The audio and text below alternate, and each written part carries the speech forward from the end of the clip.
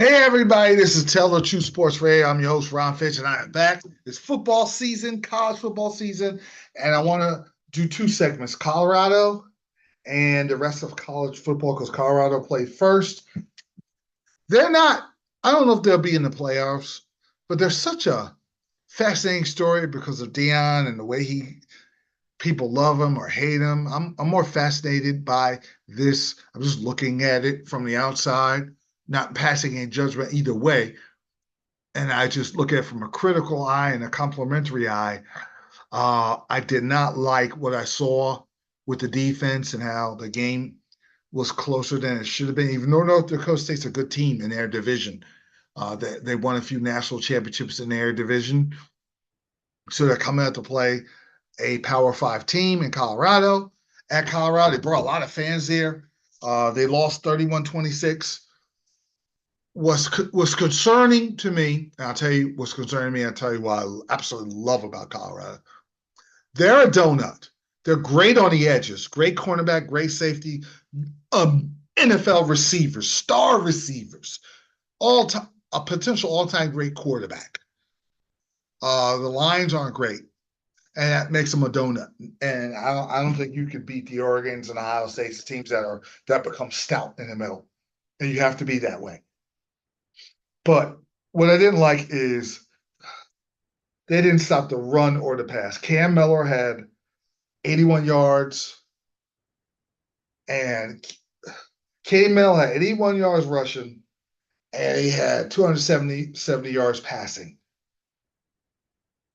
with a 202.6 passer rating, 18 of 22. That means he didn't miss. He got sacked once and pressured. I give them credit for that. He had 277 yards passing, and they just and Braylon Henderson had a good game with 72 yards receiving. They were up and down the field. They didn't score like they should have because they were kicking field goals, and that gave Colorado a chance. They were down 2017, Colorado, and then they scored on a drive. And this is what I love about Colorado. Anytime you got Sheduer Sanders quarterback, you got a puncher's chance. He's the best. He's the best quarterback in the country to me because there's going to be guys that might have better stats and will consider better Heisman, all that. This guy has a clutch gene. He has competitive greatness that you got to have going forward to the next level. When the game's on the line, he loves pressure. I love quarterbacks like he makes all the throws. He's accurate when it matters. And the best player in college football, it should be a Heisman. I don't know how good their college record is going to be. Is Travis Hunter. Both ways, playing every snap, playing a solid cornerback, got the long arms, play good corner. His receiving skills and ball skills are ridiculous. He made that one amazing touchdown. I have 3 touchdowns. Jimmy Horn Jr. is electrifying. He had 198 yards receiving with a touchdown.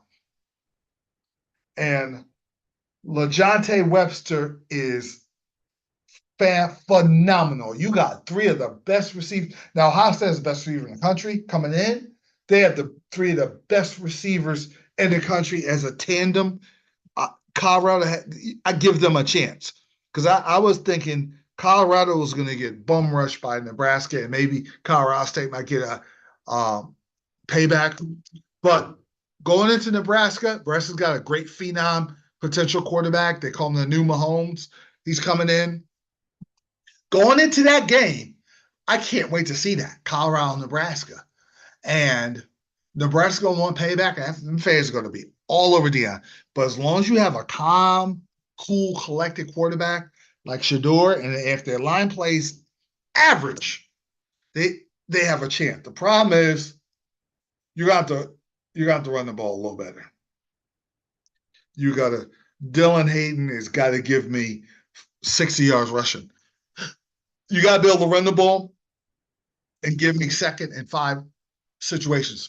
Because now your defense has got to get a look under the run, and now that opens the field up with those monsters going down the middle. And now you're playing your Nebraska's chasing you again. Because it was a close game last year because Colorado's a little sloppy, but then they open it up. It's gonna be hard to do that in Nebraska. And these teams, the coaches, I don't know if they like each other. Uh, they're gonna want some payback.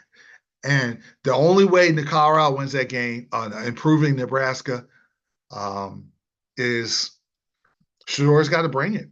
Sheduer has to bring it because Matt Rule, he's got his guys coming. They're going to be much improved. He's a very good college coach. Nebraska, I like when Nebraska and Oklahoma was good. I wish they were in the same conference. I'll get into that later. I just think Colorado's got to shore that up though. You're in it. You could do that against North Dakota State. But you can't just not stop a team and let them just run and pass on you because you got your schedule and the Big 12 is underrated. I know we're talking about the Big 10 and SEC. They're the dogs. They got the ammunition. But I'm gonna tell you right now, the Big 12 with an improving Iowa State, Oklahoma State, Utah, they're physical. So that could be a bad matchup. UCF is good. Central Florida is always a tough out. You got to go to Arizona. They're pretty decent. At Texas Tech, which is a pain in the neck, going to Lubbock on the road. And Kansas is improved. They're not just a basketball school. They're a good football school. So they got a tough schedule. But what Colorado wants to do, if they win, say, 6 games, and they get to a bowl, that's an improvement. Now, with Sheduer Sanders, they got puncher's chance to be decent. If you can get me a better pass rush and a little better defensive performance, with those guys, you got a chance. But you don't have no chance if I don't see any defense. You're going to lose a lot of games. You're going to lose about 6 or 7 games, and you might not make a bowl.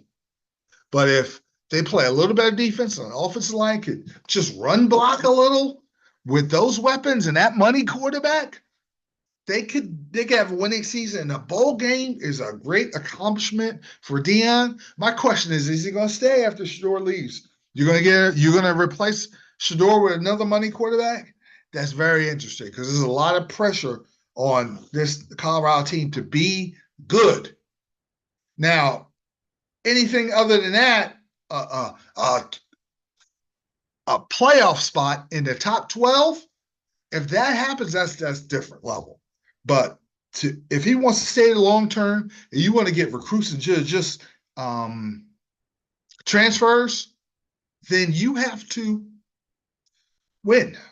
You got to win, and you got to win games that you're not supposed to. Like at Nebraska, Colorado State is up and down, so that's a toss-up.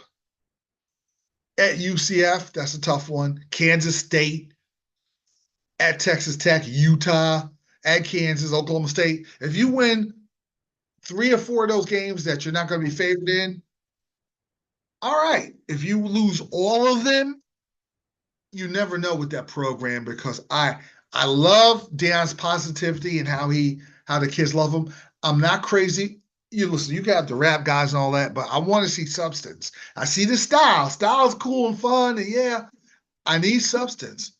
Because Michigan and the Alabamas, you don't have to be like them because Deon's his own man and his style, we'll see how good his style is, but you got to have substance. Utah has substance. Oregon has substance. When DeVore was at Washington, they have substance. He's at Alabama, they got substance.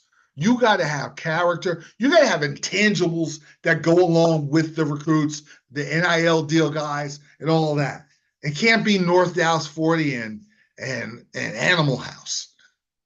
So you got to have those guys together, and the future will tell because I'm not speculating on how it's going to be, but it's going to be fun watching. And I want to be fair when it comes to Colorado.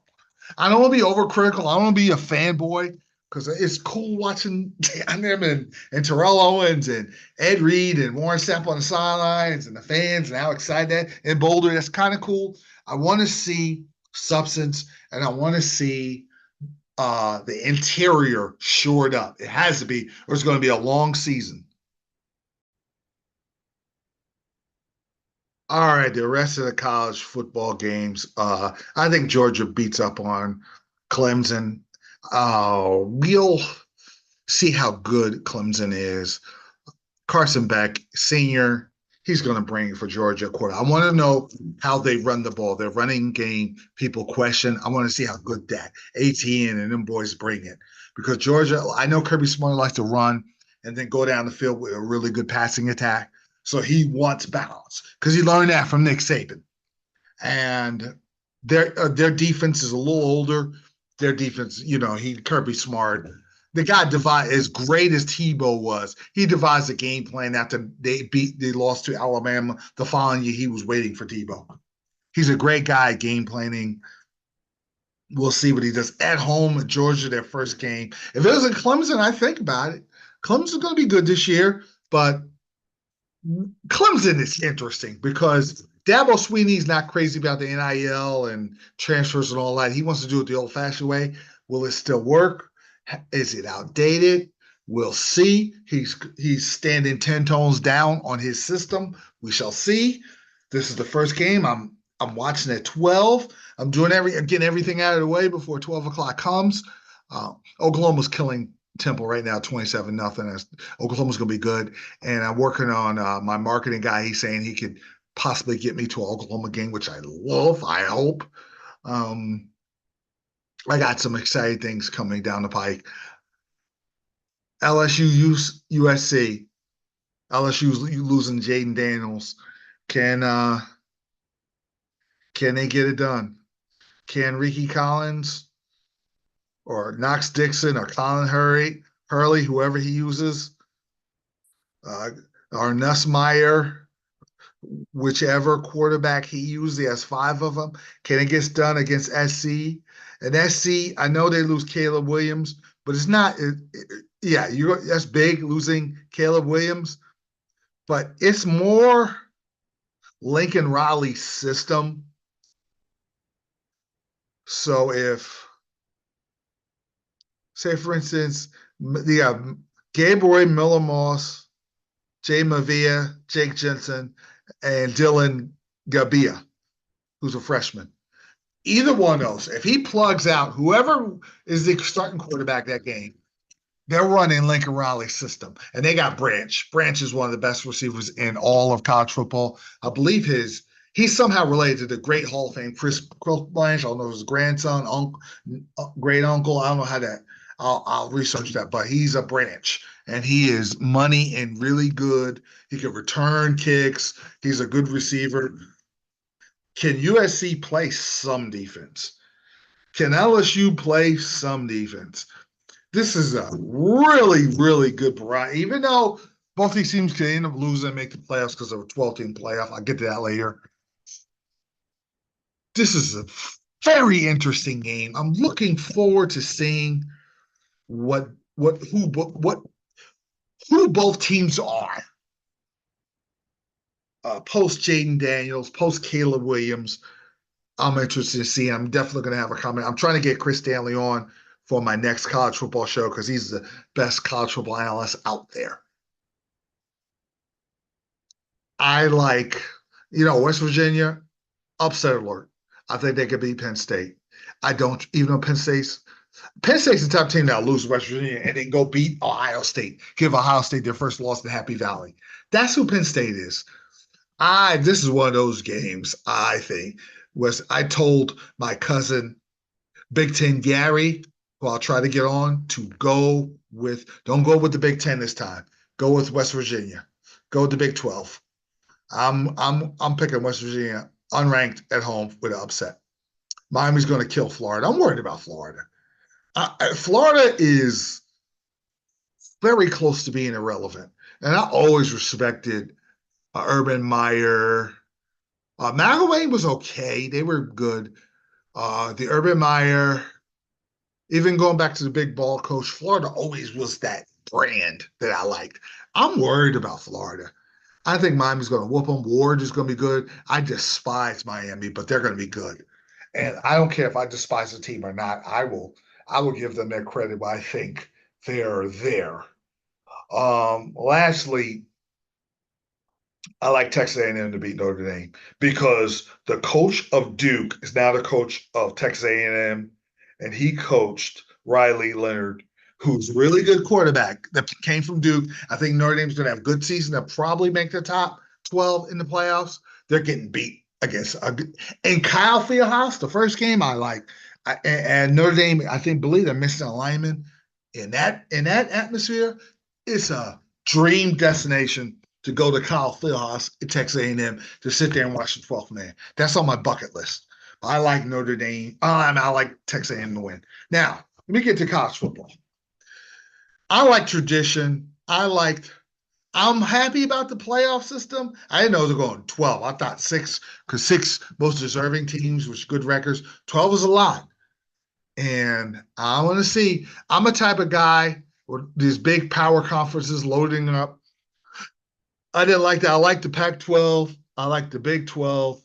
I liked the ACC. I like the teams. I like the traditional teams playing each other. Now that you have the SEC with Texas and Oklahoma, which should be in the Big 12, they're playing in, and USC playing in the Big 10, playing against teams like my college, Rutgers. The LA team and the New Jersey team should not be in the same conference. But the Pac-12, which made a mess of itself when they didn't play during COVID, which was stupid. I don't want to be a doctor or anything, but all the other teams took the initiative and all the precautions and played. That's where the Pac-12 went down the toilet. They offered USC and UCLA, I believe, $30 million. And I believe the Big Ten offered $90. You're going to go. Now, you're going to sell out because the problem is when you play in Columbus and you need that game and it's 30 degrees, maybe 20 degrees in November, and you're cold because you're a Southern California guy, that's a problem. Or UCLA, where you got a good fan base, but you're going to make a lot of money in the gate because all UCLA play Ohio State, 70% of the fans will be Ohio State. 70% of the fans will be Penn State. So you're going to have a problem with the fan base because those fan bases are going to – UCLA is a beautiful campus. I was close by there, driving there. I saw it when I was out there. It's beautiful. Pasadena is gorgeous. And you want to – that's a trip. It's cold out in the Northeast and the central part of the United States, and you want to go there. All right, Minnesota playing USC. Let's go fill out the UCLA. Fill out the Rose Bowl. That's a problem. But we'll see. I'm gonna take a wait and see approach. I didn't like how they lowered up. I know it's always about the money. Always about the money. So these Pac-12 teams took the money. Utah being in the Big 12. Big 12 is gonna be sneaky good. Because Kansas is good. I don't know about Colorado. Sheduer Sanders gives them a puncher's chance, like I told you. Oklahoma State's good. Iowa State has one of the best coaches in the country, and I'm hearing they're very good. Oklahoma State is always good. If you had Oklahoma and Texas in that conference, that'd be scary. But the problem with the Big 12 and the SEC and the Big 10, the top dogs are going to get in. The problem is they're going to cannibalize itself. They're going to beat each other up, and the record's not going to be as good. And you get a team like Liberty that's undefeated that might squeeze in, number one. You might get a Boise State that might win one good Power 5 game and win their conference, and it might get in. Who is the 12th, 11th, and 13th team that gets – the 13th team that gets left out and 14th team that'll complain? Who's that going to be? That's what's fascinating about this year. Now, what I do like is it's going to be competitive.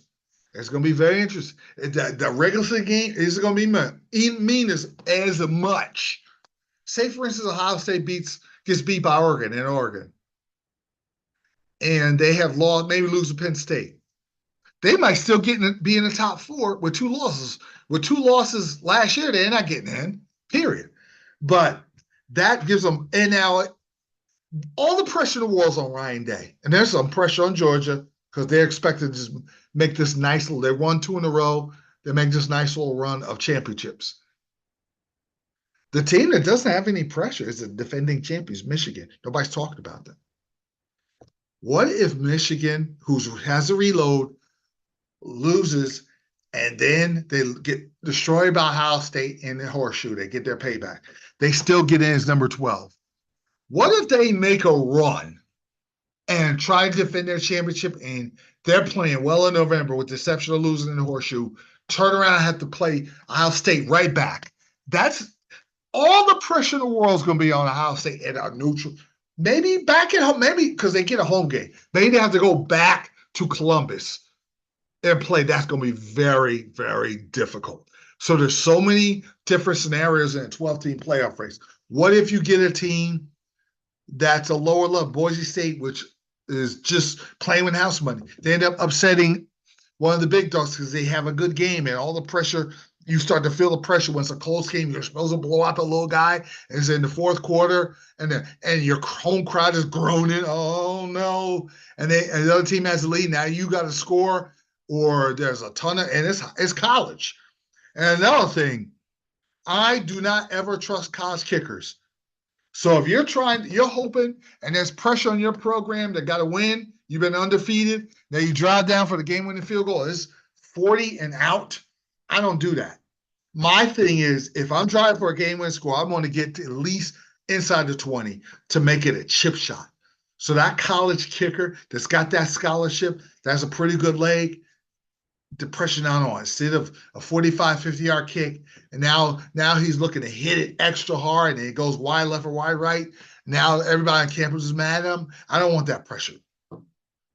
So I think the 12-team playoff during the season is going to be interesting because you're going to Ohio State, Oregon, Alabama, Georgia, the usual suspects are probably going to get in, win, no matter whether they go undefeated or get stub their toe here and there. The issue is and nobody's talking about it. The issue is going to be who's the 10th, 11th, 12th team. And then it's going to be 10, 11, 12, 13, 14, and 15. Those rankings, they're like, we deserve to get it. We're getting screwed. We should be number 12. And how they select it, is it the mid-level team with the undefeated record or the big dogs in the Big 10, Big 12, 4 or 5 losses, or not 5, maybe 3 or 4 losses, and they played a tougher schedule? How do you judge that? I'm going to have Chris Daly. I'm going to talk about this. But that's what's fascinating about college football this year.